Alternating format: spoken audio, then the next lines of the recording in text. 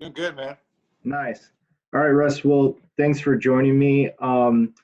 Let's just start off. For those unfamiliar with your work and the McKamey Manor, for those who've never heard of your tour, because I know you have different tours. You had a more intense one, and now you kind of have a shorter one, like only 6 hour one, right? Um, Right. why don't we get into like the one? Tell me how it all started and what it turned into. Sure. Well, I've been doing haunts my whole life, but McKamey Manor has been around since about 1995, and then started out as a boo haunt, and then it kind of went from there and just kind of progressed to the crazy stuff. But yeah, there's different styles of McKamey Manor. There's Desolation, which is a 10-hour, really tough tour. There's Abyss, which is a 3-hour experience. There's Descent, which is a 6-hour experience. So there's just different types of McKamey Manor tours. But right now we're kind of focusing on Descent, which is not really a challenge. It's more of another type of experience so people actually get through it. So there's no money involved with Descent. It's not like Desolation where there's $20,000 being offered. Because we got a lot, when we did that, we got a lot of knuckleheads trying to come through, as you can imagine, right? Got a lot of people that really shouldn't be taking tours, trying to take the tour just to win the money. Like, oh, I'll be the one that takes it. I'll be the one who wins. No, you won't. Right. But Was there any cost of admittance to Descent? the same cost of getting into Descent as it is with everything else. A bag of dog food. Any particular dog food or just any dog food? Any dog food. A big bag, a big 50-pound bag of dog food will get you into the McKamey Manor show. Now, is the location, is McKamey Manor, is there any relevance to like the location, or is it anywhere? Is it just because your name, or is there an actual significance of the place where you do it? Yeah, no, it's a place. It's in Summertown. It starts in Summertown, Tennessee, and then we take you from place to place within Tennessee because it's too big of a scale to have it on one piece of land. So it's at various locations within Tennessee and also in Alabama too. So we drive you around during your little tour. You'll be driven to different spots. Okay. And how, if you could describe the style of experience or tour, the intense one, the 10-hour one, how would you describe it? What would you call it? I call it a survival horror boot camp experience. And it's where we personalize each and every show around an individual's own personal fears and phobias. So it's very individualized, very personalized. Every show is different. Okay. It all just depends upon what scares that particular contestant. That's what we'll focus on. So there's a pretty invested vetting process for each person. What does that look like? Do they fill out a questionnaire, or? Well, they have to first get into the closed group on Facebook, the one with 24,000 members. And once you get inside that, you got to contact one of our admins, and they'll set you up for a screening. And then you'll go through about a 45-minute questionnaire with one of our admins, and they'll screen you to make sure you meet all the basic requirements. Then after that, you got to get a sports physical done. You got to be mentally cleared along with being physically cleared. You got to show proof that you've got medical insurance. You got to pass a background check. You got to meet the age requirements, of course.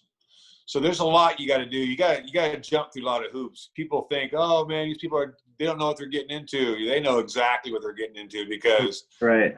It takes a lot to get here. You just don't scroll up.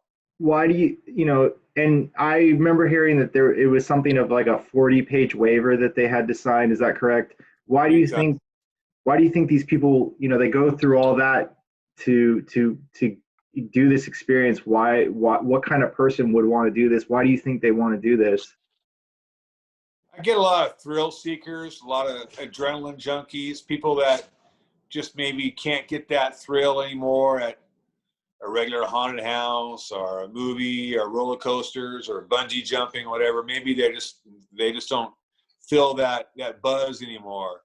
So they come to the manor trying to relive all those feelings of whatever they're looking for. Like next week, we got this film crew coming out from a major network, and they're going to do a documentary about the manor. We have a lot of documentaries out there, but this is from a company that we haven't dealt with before, so it's kind of cool.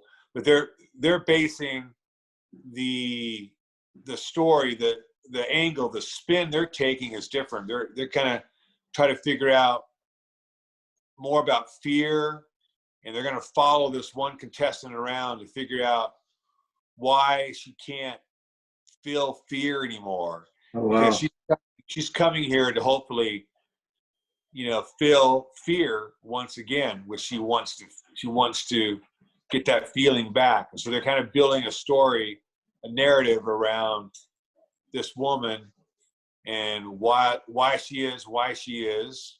If that makes any sense. Yeah. And that if the manor can help her out. So it's Wow. kind of. And then are you I don't know, I don't know if you want to spoil anything. Like, are you able to talk a little bit more in depth about these experiences? What do some of these people go through? I can talk a little bit about them because some are pretty well known. We do a lot of things with claustrophobia, of course. A lot of water's involved. You're going to get buried alive, 12 feet underground. You got to figure out how to get out of this coffin. This is pretty crazy. You're gonna do a lot of height stunts where you're jumping platforms that are 160 feet up in the air. You got to do Mario style jumping from one platform to the next. You're going to be doing bungee jumping. You'll be involved with zip lines. There'll be certain things as zip lining you around from place to place. You'll be doing an underwater swim. It's a 200-yard underwater haunted house, basically, with props, everything set up, and you got to swim this 200-yard maze. Now, it's not all one 200-yard holding your breath and go for it. It's broken up into 15 feet increments, but Yeah. it's still pretty scary when you're swimming underwater. I can only imagine. Do you have like music playing or anything to kind of psych people out while they're trying to do these things? Sometimes I do. Sometimes you have headphones on, and there's a very specific McKamey Manor score that you listen to. So that's going on too. So it feels very cinematic when you're going through the show. It feels like you're in your own movie. Wow. And so it's very, very movie-like for sure. Yeah, of course. I was watching some of your videos on your website. I saw you, I don't know if it was you, but like some woman was getting something injected into her mouth, and she had like one of those like mouth guards to keep her mouth open. What was going on there? Yeah, that's probably Extinction you were watching. Yeah. Like. I can't tell you what I injected her with, but needless to say, needles are involved at McKamey Manor. Okay. And also, things like hypnosis is involved, and so people get pretty crazy. Once I hypnotize somebody, they get pretty out there. Are you? So I read about that. Are you personally trained in hypnosis? Not trained per se, but I can do it. Okay. So that's what I want to ask you, kind of back to the beginnings of McKamey Manor, and just remind me, 1995 or 85? 95 is when the official first McKamey Manor was around, up and running. Was it as intense back then, or was there a part when you started doing it and you were like, oh, you kind of got an idea of where it could go, or how was it always like this? No, it wasn't always like this. It started out as a standard boo haunt, where it was just fun for all ages. But I always did things outside of the bubble. So I always did things that were different. I always wanted to make it very much like a movie. So that was always something that I did. But it wasn't hands-on for several years later. But every year I would expand the show, make it more interactive, and the audience loved it. And it's really hard to go back on something once they're really digging it. Once they're really digging all the interactivity of it, it's hard to go back and say, "Oh, I'm going to quit doing that now." Instead, you do the opposite and you keep on ramping it up.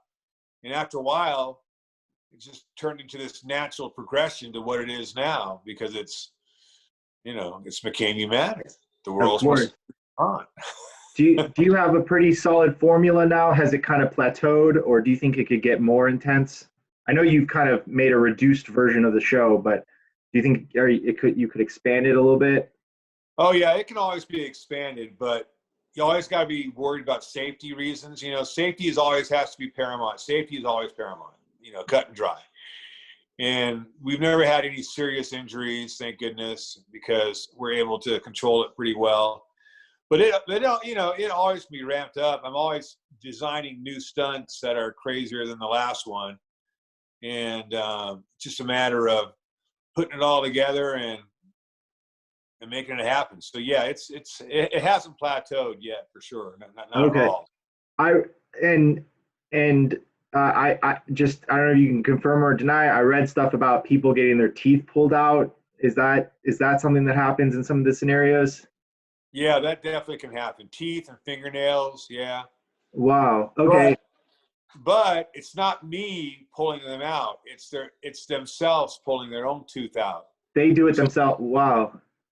It's the contestant that does it. So what is it like after the experience, and for someone that's done something like that, what is the conversation like? Are they like, "Thank you so much, have a good day, like that was great," or what? Yeah, it's like life changing for them. I mean, Wow. it turns into this major big deal for them on a positive note. It's normally always positive, and they just can't wait to come back and do it again. Wow. Half of our people are all folks that have already been through it once or twice or three times before. And they keep wanting to come back and keep. It's all about challenging themselves, and they all really love that aspect of it, to the big challenge. Yeah. And so yeah. That's incredible. The scene when they're pulling their teeth out, is it, and again, if you can't reveal anything, but do they do that to sort of survive a bigger threat or something? Or is it like, what's happening there? Well, let's just say that normally hypnosis is involved at that Okay, point yeah. in time. And but to be clear, when you're under hypnosis, you're still under control. You still can do what you want or not what you want. Nobody can make you do anything just because you're hypnotized. Yeah, of course. It just makes them a little bit freer with their thought patterns and with their decision makings. It makes them maybe a little bit easier to manipulate to some degree, but you still can't make someone do something that they don't want to do. Right. Do you ever? I saw another video that was really cracked me up. Some guy had had headphones on, and you were kind of laughing, and you're like, "Oh, I'm kind of mean, aren't I?" Like, do you ever feel bad, or what do you have to do to prep yourself mentally to kind of put these people through this? Well, I know it's all just entertainment, but it looks mean, and I was joking more than anything else when I said, "Oh, yeah, I know exactly the guy you're talking about." This guy was funny. His name was Sean, and he's a professional hunter. And he's been through like 3 times. He's tried it 2 or 3 times for sure. I think 3 times. So he's a pro hunter, a real big guy. One of those kind of guys like, "You can't get me. I'm a hunter," because these hunters think that they're all tough stuff. Like, you can't scare me because I'm in the business. It's like, oh, okay, oh, whatever. And so it's pretty funny when you can flip them so quickly like that. And They're easy to flip. Everybody's easy to flip. Yeah.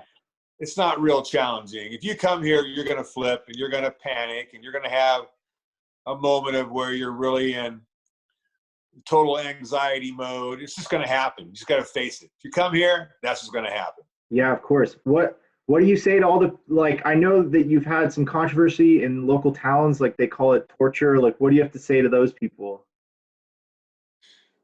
Those are my lovely LICs. LIC stands for low information crowd. And so my LICs, you got to love them. But there's not really much you can say to them except that I guess the bottom line is if it's really torture, I wouldn't be allowed to be doing what I'm doing, because like you got to put your logic cap on. Yeah. Torture is not allowed. Torture is not allowed no matter what kind of waiver they sign or whatever. It's not allowed. So if I was really torturing people, I would be in jail. I would be shut down. And trust me, they've tried to shut me down 1,000 times over. And it just hasn't worked because it's not torture. No, of course. Do you have to have a special lawyer, like, or anything with that, just to be safe? Like, have you had to any like bureaucratic bullshit that you've had to go through just to be extra, like, to protect yourself? I've had a lot I've had to go through like that. I've had the whole, the latest one is I had the whole state of Tennessee after me, not just the town, the whole state. And they sent out, like 15 people to my property, investigated everything. And I'm like, look, guys, I'm not even a business. This is just my private property. Doesn't matter. You're too big. Everybody knows who you are. So you fall under an actual business now. But I'm not a business. I don't make any money. And, so they tried their best to shut me down. But after seeing everything and after telling me what I needed to change, and then I went ahead and changed what they wanted, then I was able to get back online and do what I do. But they've all tried. Yeah, I'm glad you're still. What did you have to change? Oh, it's stuff like What's your dog's name? I got 5 dogs, right, too. Oh, nice. It was things like egress systems, escape systems, sprinkler systems. They wanted that kind of thing. Even though I'm not a business, they still, because I'm so well known, they had all these things they wanted done like that. Yeah. That's funny. It's just some kind of zoning stuff or like. Yeah, zoning and coding. That's so silly. Now, the whole 10-hour experience, you take them to different places. Do you do you disclose the places beforehand where they're going to go? So do they have any idea where they're going? Not necessarily. Normally they don't. I just kind of take them to whichever place fits within their phobias. So, because remember, we based their particular show around their fears. So if there are fears of water, then I'll take them to places where there's a lot of water involved. If there's fears of heights, then I'll take them to the height stunts. It's kind of a cross between Fear Factor, American Ninja Warrior with all the obstacle course stuff, every haunted house you've ever seen. There's a big combination of stuff that goes along, but it's very big in scope. It's very epic. It's not just like walking through a room. Wow. You're doing really crazy, cool stuff. There's fire involved. There's lots of critters involved, spiders, snakes, cockroaches, scorpions, puppy dogs. Do you own these places that you take them to, or? No, I don't own. I own one of them, and the other ones I rent out. Oh, cool. So I don't own them all. I just own the one. I see. And has anyone ever gotten through the 10-hour experience? No. Wow. No one's even come close. And that's why I changed it for a while to the 3-hour experience, And now the 6-hour experience, I changed it so people could do more and see more before they actually tap out. So I did it for them and I did it for me. So it's more fun. So people don't just quit so fast like they did on the 10-hour experience. What's the longest someone's ever lasted? On the what? The 10-hour show? Yeah. Yeah, hour maybe. Oh my God. Oh wow.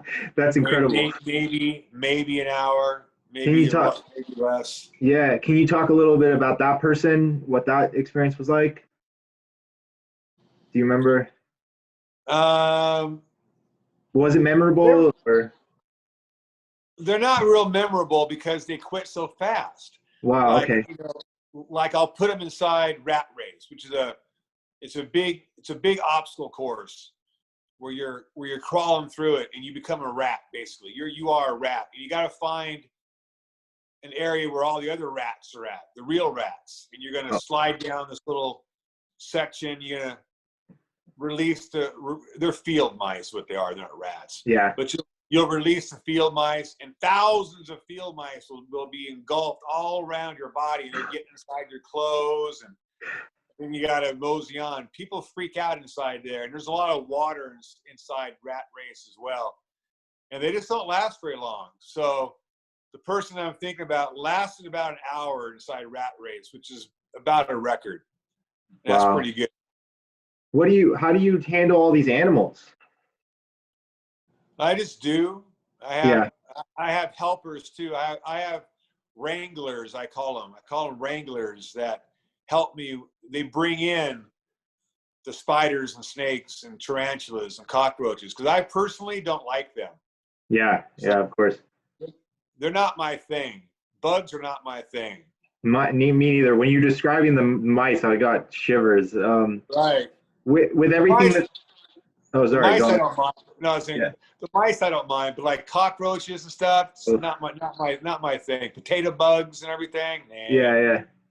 But Have you had any new ideas with the pandemic that's going on, or just even the state of the world? Like, are you inspired with what's going on in the world to maybe implement that in one of your shows?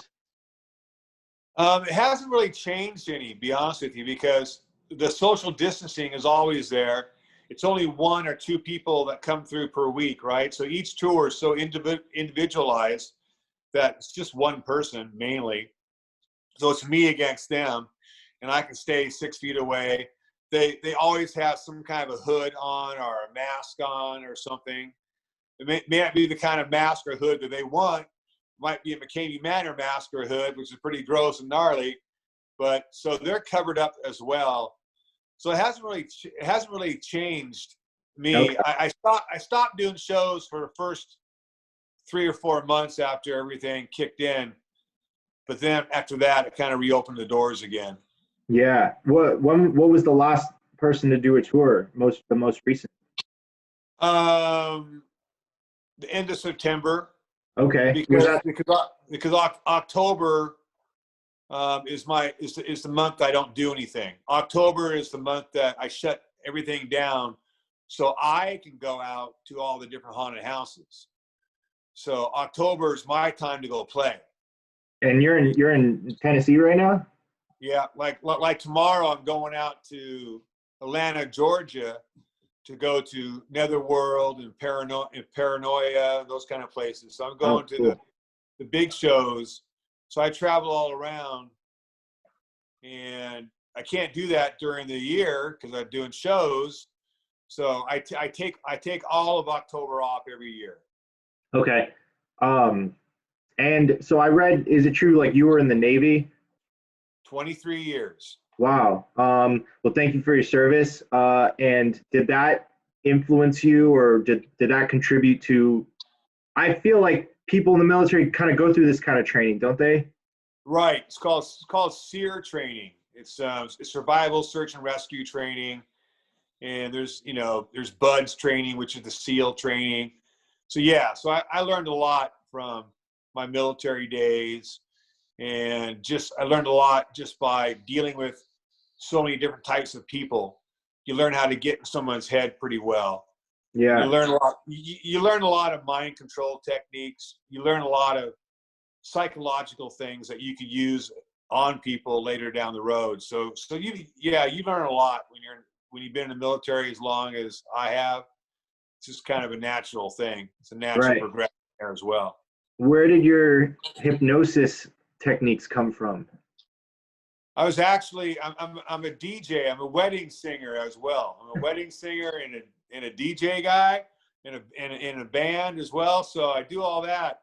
So I learned stage hypnosis, which is where I can bring up 20 odd people like you see on shows, and then they can eliminate the ones that aren't really susceptible to it.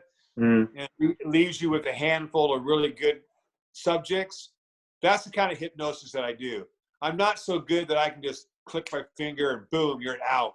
It takes time for me to do what I do with somebody. That's part of the reason why I spend so much time with these people before the show, during the contract signing and all. The contract is a big deal. The contract is a big factor of the psychological part of it. And that's where some of the hypnosis starts up right there as well. Oh, how so? Because there's a lot of repetitive wording in the contract, a lot of repetitive thoughts, images, and these things all factor into when the actual hypnosis kicks in.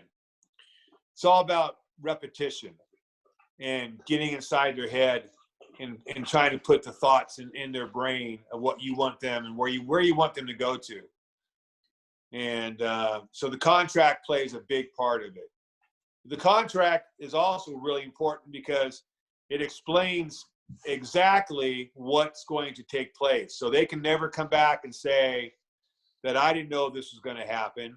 Right. They knew exactly what was going to happen based upon that 40-page waiver. So it works out pretty well for all concerned. But yeah, they know exactly what they're getting into. Let's talk about the waiver a little bit. Has anything, I see that I've read that part of the some of the things on the waiver that visitors are at risk of death, stroke, or traumatic brain injury. Are there any things that have changed? Is that on the waiver? Or? That's on the waiver still, because it is dangerous. I mean, I'm not going to lie to you. It is a dangerous haunt to go through, and that's why it's really important that I have small groups going through. Can you imagine having 6 or 7 people doing all these, working around fire, working, buried alive, and no way, someone's going to get injured every time. But when it's one person, then I can keep it pretty safe. And so the reason why it's in there, because you could come out with a TBI. You could die. It's possible. I mean, no one's ever died here, but it's possible if you don't pay attention, if you don't follow the rules, it could happen. So that's why I have all that in there as a safety note. And so they understand just how serious it really is, that they're walking into something that's not a joke. Yeah, no, of course. Have you ever been scared during an experience? Like, has someone ever, the way they reacted to some of it, have you ever been concerned or like maybe shut this off, or let's stop this? Or yeah, absolutely. It happens all the time when people just get too scared and they hit that anxiety and they get that panic thing going on and they can't calm down and their heart's beating a million miles a minute and they're freaking out and they feel like they're having a heart attack. Yeah, that stuff worries me. I don't want that to happen, right? Of course. We want this to be fun and entertaining. And we want them to be scared and get that sensation, but not to the point of where they're going to have a heart attack on me. Yeah, of course. Are you calming people? Are you kind of observing people as they do it and then calming them down throughout it? Or okay. Yes. Yeah, exactly. So I'm always there asking if you're okay, tell me how you are on a scale of 1 to 10. Where are you at physically? Where are you at mentally? Do you want to continue on? You don't see all that in movies because that wouldn't be very scary. But, right. Yeah, absolutely. I'm making sure that they're okay 100% of the time.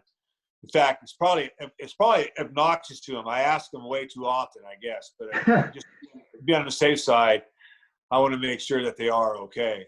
So yeah, we ask all the time. Yeah. Do they have a safe word? They do. They do. They have a safe phrase. They have a whole safe phrase they say, but as soon as they say the words, "I quit. I'm done. Russ, that's enough. I'm over." Anything. If I hear anything like that at all, then it's quitting time. Okay. Then we stop everything and let them catch their breath, and then they say the official magic words, which are, "My name is. I Yeah. came all the way from McKamey Manor. Ate my lunch, took my milk money, kicked my butt, and I quit." And you really don't want to do this. That's the standard safe phrase. But as long as I hear anything like "I can't go on," well, then that's it. It's over. So yeah. Right. So they're in control of how long they stay in. Well, were there any experiences? So you tailor each experience to the individual. Were there some fears that you could not accommodate? That's a good question.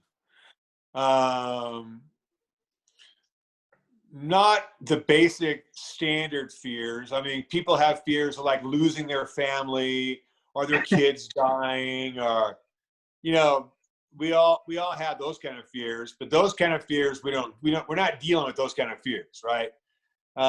We're dealing with the elements: water, smoke, fire, heights, claustrophobia, bugs, critters, so all those kind of things we can factor in, we can work. But I can't, and obviously would not ever do anything involving real stuff like assaults or sexual assaults, or family members passing away, or a car crash, or an airplane crash. Those things, obviously, we're not going to ever get into. That's the one thing that people are rest assured about at the Manor. There's nothing inappropriate ever that will happen, and there's nothing sexual. No one's going to be whispering nasty things in your ear. No one's going to be going down that road whatsoever. So, people don't need to worry about that whatsoever. Nice. Yeah, and then actually, I think that's all the questions I have. Okay. Yeah. Do you have any, just kind of on a side note, do you have any like haunted recommendations do you know of in Los Angeles? I mean, haunted houses to go to? Yeah, or like, do you ever come out on the west side? Like, I saw that you had a place in San Diego. Like, do you ever have places in California that you like to go to when you close down shop? The places in California where I went to that I really liked a lot were the big boys, like Universal Halloween Horror Nights. Okay. Yeah. Not Scary Farm in Buena Park. Yeah. Those are the places that I would go to on my off time. I went to the big boys, and it's been such a long time since I've been out in San Diego, because I don't have an area in San Diego anymore. So I moved from there. So I can't help you out anymore. And then with the virus, a lot of places are just shut down. Yeah. No, it's really sad. They're doing these like drive-through kind of, but it's not the same. Yeah.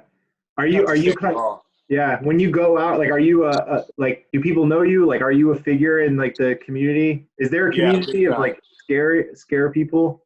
Yeah, big time. I'm pretty well known. People know who I am.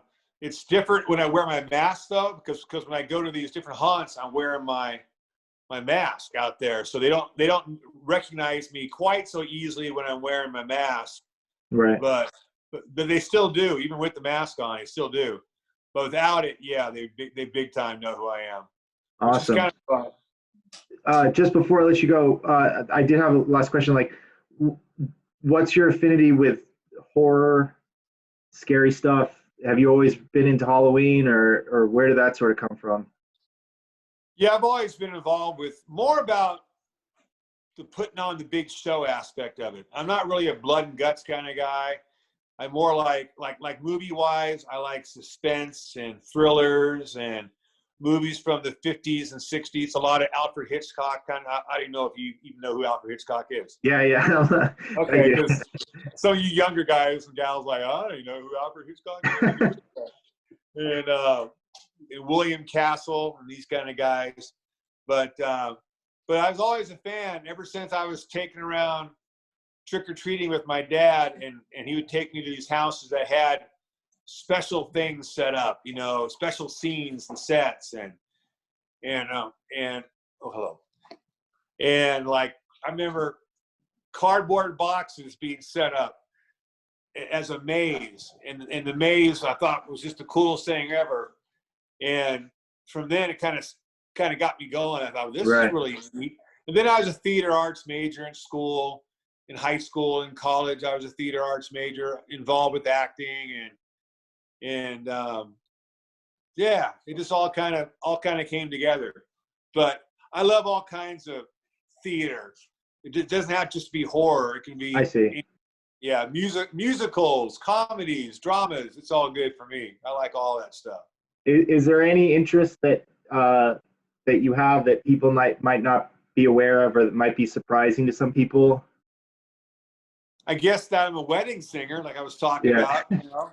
I mean, here's Mr. Scary Russ going out there and singing to the audience and hamming it up for the folks out there at the wedding and all, and doing all these interactive games. I'm a really good wedding DJ. I'm a really good wedding. If I do toot my own horn, I do a really good wedding. And, do you have any? What's a song you like to sing? Oh, I do everything really. Yeah. So it's not just one. A lot of ballads, a lot of love songs. You know, okay. A lot of first dances, a lot of the marriage dance they call it. You go out there and you invite all the married couples up on the dance floor and you sing to them, and then you figure out which one's married the longest, and then you have a special song for them. I do all that schmaltzy stuff, you know, but it's really fun for the audience, so they love it. That's amazing. That's something that probably a lot of folks wouldn't recognize. And in fact, if you go to djparty.org, I think there's an old site still there. I'm not even sure. Oh yeah. That's amazing. But there's a lot of old pictures of me there. I'm not even sure. It's an old flash site, so I don't even know if it's still up and running anymore. I don't know. Yeah, this is there. That's so cool. That's pretty funny, right? Yeah, I love that. That's me, man. Just an entertainer. That's all I am. Just an entertainer. Amazing. Well, thank you so much, Russ. I really appreciate it. You said you had a film crew coming out to check out your site. Like, do you have anything coming up that you're really excited about? I got the film crew coming out for a very big station. A very big station. I don't want to say which one it is yet. Yeah, of course. But very big, probably the biggest one I've been involved with. Will it be available like national, or is it like a local thing, or? No, it'll be national. It'll be national. Sick! I'll look out for that. Yeah. It'll be on. Yeah, it'll be big time national. It'll be good stuff. And then in December, I'm going to be on a game show in Hollywood. So I'll be back out in Hollywood in December. Nice. And I'll be on a game show. I can't say which game show it's going to be, but I'm a guest, and it's going to be pretty funny. So they're going to fly me out and put me up at a hotel and actually get paid. They're going to actually pay me money, which I never get paid money. I'm the worst businessman in the world. I do everything for free. And so that'll be kind of fun. And then we'll just keep doing the shows, you know, and see what comes up. So something's always coming up. Something's always going on. Nice. You have a pretty big crew that helps you with the experiences? It's just me. It's me against one person. Just me against them. Wow. I have one guy who helps me film, and he helps me film, and he's my witness in case anybody ever tries to say, "Oh, this happened." Like, that didn't happen. Was it always that way, or did you have a bigger crew before the pandemic? No, no. Oh, cool. During my time out here in Tennessee, it's always been a one-on-one situation. Nice. Which is scarier that way. Like Yeah. when you watch that movie Extinction, the one where the gal was getting her face all numbed up and she had the stuff in her mouth and everything. That's just me one-on-one with somebody. And so it's scarier like that than having a bunch of people yelling and screaming at you. Rah, rah, rah, rah, rah. You know, you can get yelled and screamed at all day long, but when you're using hypnosis on people, when you're really inside your head, it's a lot scarier. Yeah. Trust me. Well, shit. Thanks, Russ. Really good speaking with you. This has been really awesome. So I really appreciate it. So where's this going to end up being here eventually? I have a YouTube channel, and I'll probably upload it on Halloween, and I'll send that to you once it goes up Send there. it to me so I can give it to all the fans and stuff. So I can give it to my group and everything. Send me a link to it, and they're all, you know. Okay, sounds good. Right on, brother. Cool. Thanks, man. We'll see you later. Yeah.